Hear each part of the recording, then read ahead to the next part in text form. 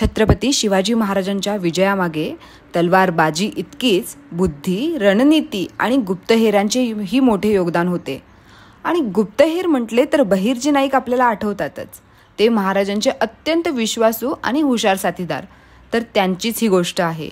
तर एकदा औरंगजेबाने आपल्या सरदारास राजापूर बंदरावर पाठवले, कारण त्याला असं माहिती मिळाली होती की शिवाजी महाराज तिथे काही महत्त्वाची हालचाल करणार आहेत। हा सरदार मोठ्या सैन्यासह तिथे पोहोचला आणि तिथे त्याने बंदरावर नियंत्रण मिळवले। शिवाजी महाराजांना ही माहिती मिळाली तेव्हा त्यांनी थेट सैन्य पाठवण्याऐवजी बहिर्जी नाईकांना गुप्तहेर म्हणून पाठवण्याचा निर्णय घेतला। तसेही बहिर्जी नाईक वेगवेगळ्या वेशात रूपांतर करण्यात मशहूर होते। त्यांनी फकीराचा वेश धारण केला आणि थेट औरंगजेबाच्या सरदाराच्या छावणीत शिरले। तिथे त्यांनी ऐकले की शत्रू सैन्य लवकरच मोठा हल्ला करण्याच्या तयारीत आहे आणि त्यासाठी मोठी रसदही जमा करत आहेत। बहिर्जी नाईकांनी ही गुप्त माहिती कशी बशी महाराजांपर्यंत पोहोचवली। ही माहिती मिळताच महाराजांनी लगेच गनिमी काव्याचा वापर करण्याचा निर्णय घेतला।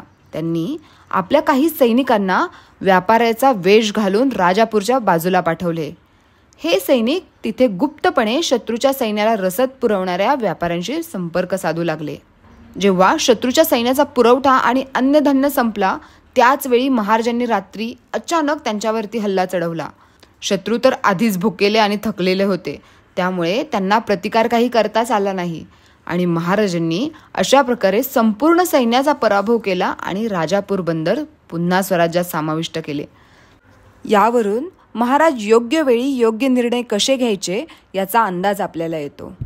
तर ही गोष्ट आवडली असेल तर व्हिडिओला लाईक करायला विसरू नका। आपल्या चॅनलवरती नवीन असाल तर सबस्क्राईब करायलाही विसरू नका। भेटूया पुढच्या व्हिडिओमध्ये अशाच नवीन गोष्टीसह।